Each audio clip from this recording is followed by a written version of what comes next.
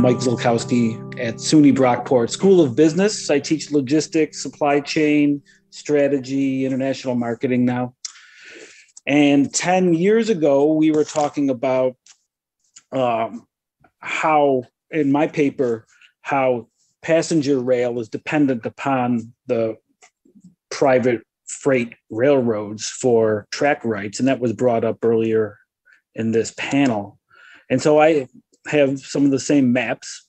So there's the dream of high-speed rail in the United States.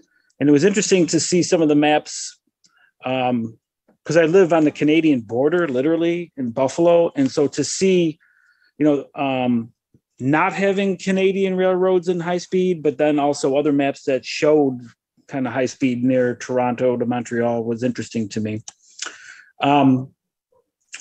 So what we see in the United States is the Federal Railway Administration having this market-based approach where they're going to have three different tiers of passenger strategy. So reflecting different needs and characteristics of corridors. And some of that was already brought up. So some of these core express routes with frequent trains between 125 and 250 miles an hour, regional express service, 90 to 125 miles an hour, and then feeding that with some of the smaller lines feeding into some of those other trunk lines. So here's a map from the FRA passenger report from the fourth quarter of 2021. And so these are, Amtrak host map where Amtrak is hosted on some private rail lines. And they have here listed CSX, Norfolk Southern, et cetera. So again, the paper 10 years ago was about how passenger rail in the United States is dependent on these private freight rail networks. So what has happened is some improvements have occurred. I hope you can see this new map that I brought up. Yes. Oh, that's great. Okay, so there are some improvements in the last few years, and I think they largely. So this is the $10 billion in ARRA money that was allocated 2009. And these are the improvements that occurred. Some of them are standalone, not affiliated necessarily with a freight railroad. And then others are definitely investments in the freight railroad right of way. And so there's this need, there's this thrust of government investment in these private freight railroads in order to get passenger rail going. And in some, so what I did was I got some maps here of some of those different projects from the FRA. And so these just basically highlight some of those regions where we've seen before in this presentation, in this panel.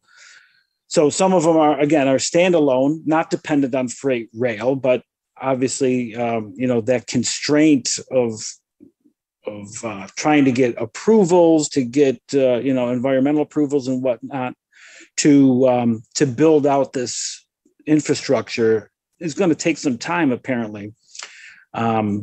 And I noticed here on this map that it just seems like high-speed rail just circumvents Orange County, California. So it seems like there's a lot of political pushback, constituent pushback, perhaps, for some of these projects still. That bright line was interesting to me because that route from Southern California over to Las Vegas across largely desert seems doable because it doesn't seem like really environmentally sensitive area. Moving right along, here's a couple more. Chicago to St. Louis, largely private right-of-way with government investment into the private freight companies right-of-way in order to make higher speed rail happen. Not the true high-speed rail, as you know, but you get the idea. Here's Boston going up into Maine, Brunswick, Maine. Again, some improvements in the private right-of-way. Now, here is Chicago to Detroit and up to Pontiac, Michigan. And I understood from looking at some of the detail of where these investments were made that like almost $200 million was allocated to buying a right of way as part of this corridor here. So again, partnerships with the privates. And of course, you got Washington going down to Atlanta. Again, not really high-speed rail, but investing in private networks. And then, of course, the Boston, New York, Washington. Moving right along, there have been some non-high-speed rail freight investments in the United States in the last 10 years. And I was pretty shocked, actually, when they came and built this particular bridge over Letchworth State Park in the Finger Lakes region, you could call it. Genesee River is what you're seeing there. And that was a $71 million investment from Norfolk Southern.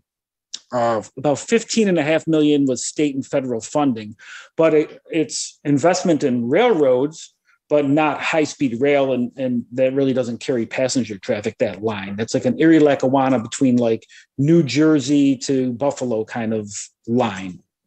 So what has happened in the last few years are empty store shelves.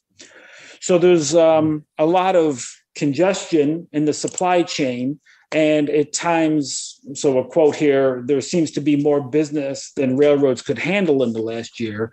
Surge of imports moving across from the West Coast, rail yards in the Midwest overwhelmed with backlogs. You have labor constraints. I mean, as a professor in the human development business, my students, I tell them, like, I can't believe the labor market you're entering into right now, where there are labor shortages and people make really great money just to work at McDonald's. Periodic equipment shortages, a strained network capacity, and a lack of fluidity. And then also East Coast container congestion is something that I looked into with regard to this rail congestion, freight congestion coming from the West Coast, so clogging up the networks. So what this results in, currently there's the second Battle of Mobile Bay underway, according to Railway Age, where Amtrak is trying to have a line, reinstate a line from New Orleans to Mobile, Alabama. And there's a petition in front of the STB, and it's CSX, NS, Port and Mobile versus Amtrak, and a lot of people like us probably trying to advocate for high-speed rail. And so the private freight railroads want nothing to do with the passenger trains, particularly now with the supply chain stresses. So it's pretty contentious, and some of the arguments made were pretty strong by the freight railroads to keep passenger trains from commingling on this corridor. And so these are some of the comments, and hopefully they're not cut off, because my view, they're a little bit cut off by our pictures on the right-hand side, but I hope you can read them. In some of those comments we need to keep freight rail strong to improve our economy. Passenger trains will cause negative impact on freight service. Infrastructure needs and costs should not be attributed to or by freight railroads. Passenger trains will impose long-term costs on the state of Alabama, in this case with Mobile, even if the infrastructure is built now. These speakers that spoke at this recent STB hearing were saying things like it's a zero-sum game. Adding passenger trains harms freight shipping and delivery. Passenger trains will interfere with freight, slowing it down, causing bottlenecks. Study it more, of course. You can do some paralysis through analysis. And then again, there won't be enough passenger demand to justify these trains. That's the witness statements in these hearings. So the latest on that is that all the parties agreed to delay the next round of this STB hearing till April. So there were some signs, I guess, that there might be some cooperation in there. But the main point I want to make is that the freight railroads do not want this passenger traffic. And with freight congestion and supply chain issues, they're making that case now pretty strongly. and really trying to block Amtrak. So that's kind of where we are. 10 years, not a lot has changed, I think. Yeah, thanks, Michael. Yeah, I was just going to say that while we've been noticing several things that are different, freight opposition to passenger rail is not one of those things that's different. That's been pretty consistent. In fact, of all the things going on, that may be the most consistent thing that we have seen over time.